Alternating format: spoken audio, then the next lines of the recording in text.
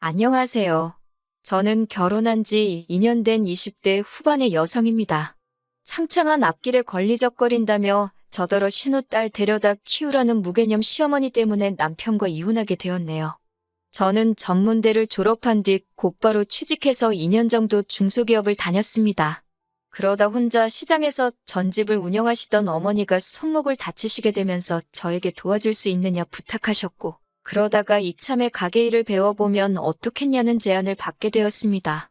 할머니 때부터 해오던 가게라서 남에게 팔거나 정리를 하시기는 싫으시다고 하셨어요.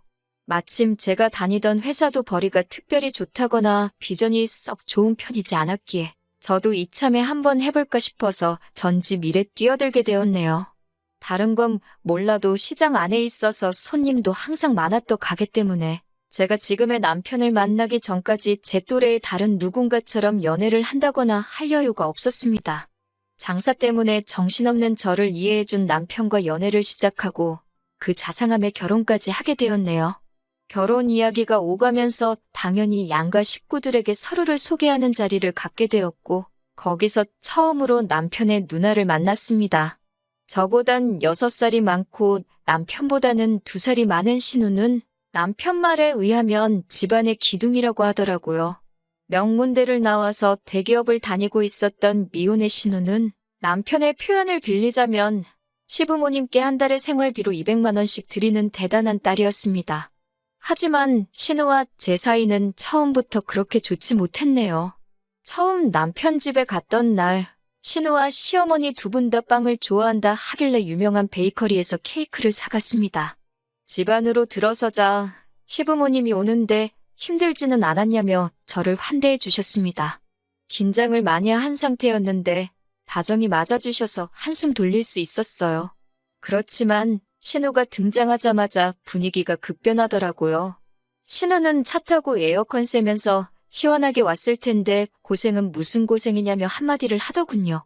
그리고는 온 가족이 모여서 서로 어색한 분위기도 풀 겸 간단한 이야기를 시작했는데 신우가 대뜸 남편한테 둘이서 수다 떨고 그럴 때 수준 차이는 안 나냐고 묻더라고요.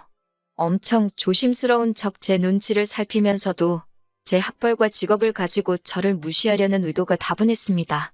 저도 당하고만 있는 성격은 아니라서 시아버지께 시어머님이랑 이야기하실 때 수준 차이 같은 거 느껴지시냐고 물었습니다. 그러자 순간 찬물을 끼얹은 듯 분위기가 가라앉았어요. 시아버지가 부부 사이에 무슨 수준 차이냐고 허 웃고 넘기시더라고요. 제가 그러니까요라고 한마디 맞장구를 치니 신우가 얼굴이 벌개져선 자긴 밥 생각 없다고 방에 홀랑 들어가 버리더라고요. 결혼 후 얼마 지나지 않았을 때는 이런 일도 있었습니다. 원래 전집은 명절이 제일 바쁜데 일손을 구하기가 너무 어려워서 저뿐만 아니라 손목이 아프신 친정어머니와 이제 은퇴하신 친정아버지까지 모두 동원되어야 했어요. 게다가 저희 시댁은 차례를 지내지 않기 때문에 저는 남편에게 혹시 명절 당일날 점심 지나고 가면 안 되겠냐고 조심스레 물었어요. 다행히 남편도 장사 대목인데 그렇게 해야지라며 흔쾌히 그러자고 하더라고요. 저는 뒷말 나오지 않게 남편에게 시댁에 잘 이야기해달라고 신신당부를 했습니다. 하지만 명절 당일날이었어요. 열심히 장사를 하고 있는데 신우에게서 전화가 오더라고요. 바빠서 바로는 못 받고 1~2시간쯤 지나서 전화를 다시 걸었더니 대뜸 소리를 지르더라고요. 저더러 못 배운 티를 이렇게 낸다면서 시댁이 웃음냐고 고래고래 소리를 질러요. 황당해서 말도 안 나오는데 시어머니까지 전화를 받으시더니 저더러 천명절인데 장사가 뭐가 중요하냐고 저를 꾸중하셨습니다. 저로서는 너무 억울하고 화가 났지만 일단은 장사 마무리도 해야 했고 곧 시댁에 갈 거니까 가서 잘 설명드려야겠다는 생각으로 일단 몇 번이고 죄송하다고 말씀을 드리고 전화를 드렸습니다. 그리고 바로 남편에게 전화해 도대체 이게 무슨 상황이냐고 따졌더니 남편도 이해가 안 된다면서 분명히 시어머니가 괜찮다고 했다는 거예요. 거짓말 하는 거 아니냐고 하니까 자기가 무슨 덕을 본다고 거짓말을 하냐면서 아무래도 신우 때문인 것 같다고 그러더군요. 마치 어딘가 짚히는 게 있는 사람 같았습니다. 어쨌든 일단은 시댁에 가야 하니까 저는 전날 준비한 명절 음식과 전을 포장해서 시댁으로 향했습니다. 친정 부모님께는 다음 날 오겠다고 했고 부모님도 걱정하지 말라며 다녀오라고 하셨어요. 시집간 후 첫 명절인데 친정 부모님하고 오전 내에 장사만 하고 점심도 같이 못 먹고 가는 게 마음에 걸려서 시댁으로 가는 길에서 왠지 마음이 많이 상했습니다. 시댁에 도착하니 신우는 마치 저희를 뚫어버리겠다는 기세로 현관 입구를 노려보고 있었습니다. 시부모님도 시큰둥하게 이제 왔냐면서 본체만치 하시더라고요. 저는 속상한 마음을 감추고 준비해온 명절 음식을 하나 둘씩 상위에 올려놓기 시작했고요. 그러자 신우가 시장통에서 팔고 온 남은 거 싸온 거냐면서 무슨 구린내라도 난다는 듯 자기 손으로 코를 쥐어잡고 인상을 팍 쓰더라고요. 그 모습을 보는데 순간 진짜 딱 한 대 때려주고 싶었지만 차마 그럴 수는 없잖아요. 그래서 제가 그럼 드시지 마시라고 한마디 했습니다. 그리고는 시부모님께도 냄새나는 거 싫으시면 치우겠다고 하고 가지고 온 거 그대로 다시 뚜껑을 덮었습니다. 그러자 시어머니가 저를 잡아 끌고 잠깐 당신 좀 보자며 방으로 데리고 가셨어요.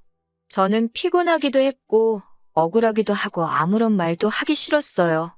그런데 시어머니가 갑자기 방문을 닫으시더니 제 손을 꼭 잡고서는 속삭이는 듯한 작은 목소리로 저에게 우는 척이라도 하라면서 미안하다 하시는 거예요.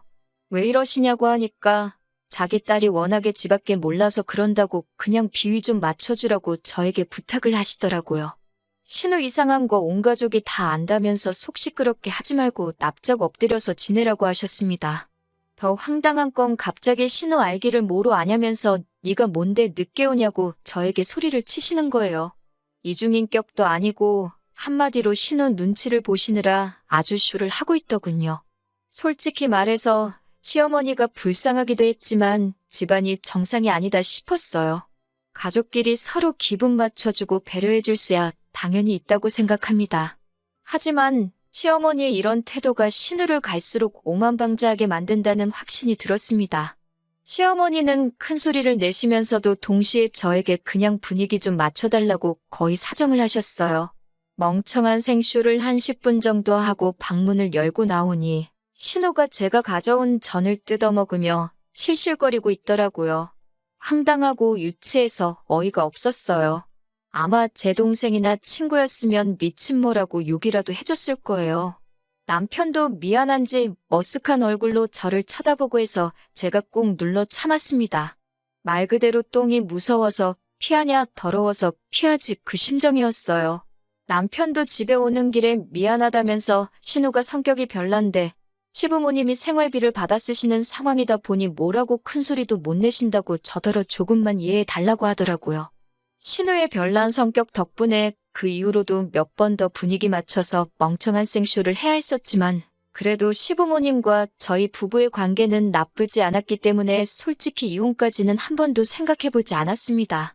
어느 가족이든 별난 인간 하나쯤은 있는 편이지 싶었고 솔직히 저는 신우만큼 시댁에 생활비를 지원할 수도 없었고 지원할 생각도 없었으니까요.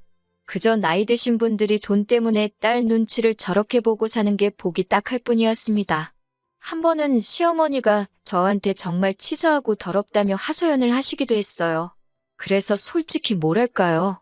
시부모님이 이해가 가기도 했고 우리는 한 팀이다 이런 생각도 했던 것 같아요. 지금 돌아보면 멍청하고 한심한 생각이었네요. 역시나 며느리는 며느리고 딸이 될 수 없었습니다. 두어 달 전 있었던 일입니다. 제가 남편과 이혼을 결심하게 된 결정적인 이유기도 했고요.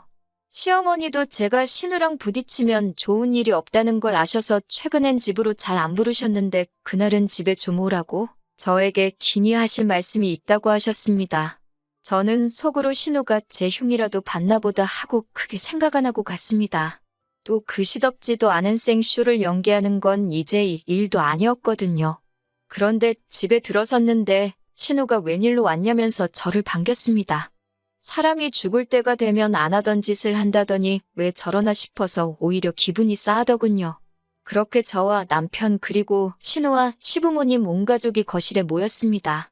평소와는 다른 분위기가 숨이 막히더라고요. 결국 제가 무슨 일로 이렇게 다 모인 거냐고 묻자 남편이 쭈뼛거리면서 일단 그동안 다 미안했다면서 이번 한 번만 더 이해해달라고 하더군요. 짜증난 제가 뜸들이지 말고 이야기를 하라고 하니 시어머니가 방에서 아이를 한 명 데리고 나오셨습니다. 4살이라는데 신우랑 완전히 똑같이 생겼더라고요. 제가 누구냐고 물으니 남편이 신우 딸이라고 하더라고요.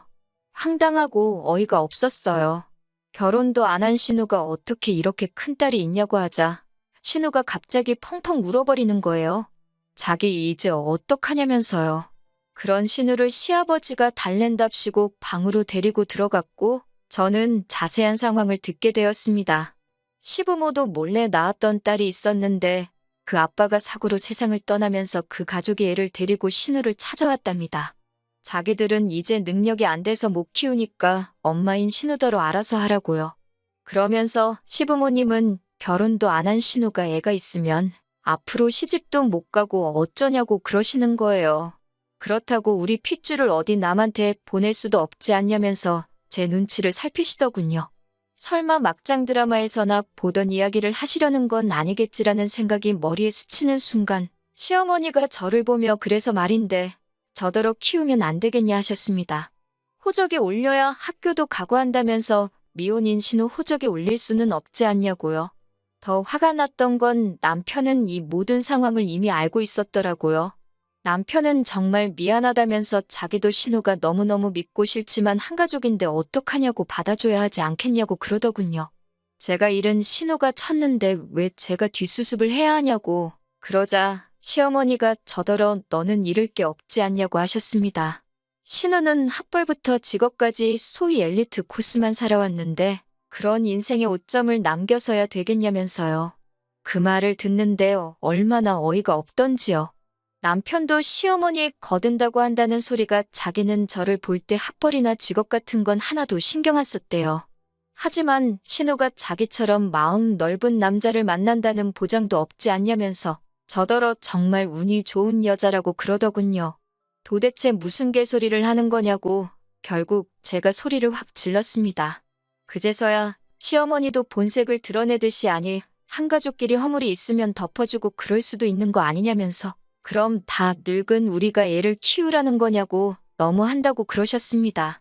저도 이때부터는 이 집구석하고는 끝이다라는 생각이 들어서 하고 싶은 말은 닥치는 대로 퍼부었습니다.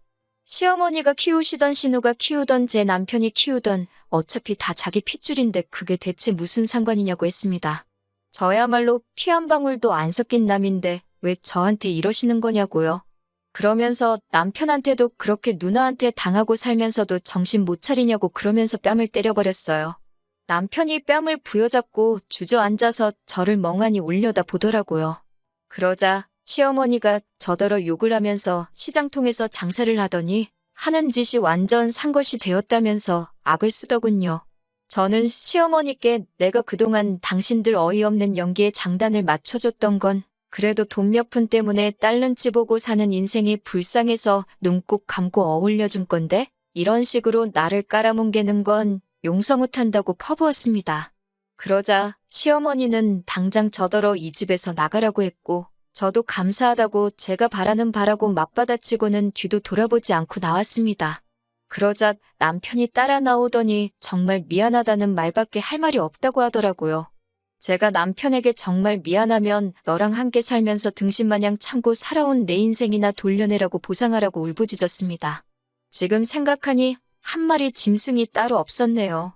그러자 남편은 어떻게 해주면 되겠냐고 물었고 저는 지금 우리 사는 집 전세 보증금하고 자동차 전부 제가 갚겠다고 당신은 조용히 이혼 도장만 찍어달라고 했습니다. 그러자 남편이 한숨을 길게 내쉬더라고요. 제가 남편에게 변호사 고용해서 한번 진흙탕 싸움 해볼 거냐고 그래서 네 신우가 자식 있는 여자인 것까지 다 까발려 볼 거냐고 밀어붙였습니다. 저도 그땐 눈에 뵈는 게 없어서 앞뒤 생각 안 하고 다 말했거든요. 그러자 남편은 며칠 고민해보겠다고 했습니다. 그리고 엊그제 지긋지긋한 합의 이혼이 전부 끝났습니다. 남편은 시부모님께 신우 딸이니까 신우더러 키우라고 하라고 안 그러면 자기 진짜 이혼당한다고까지 말했답니다.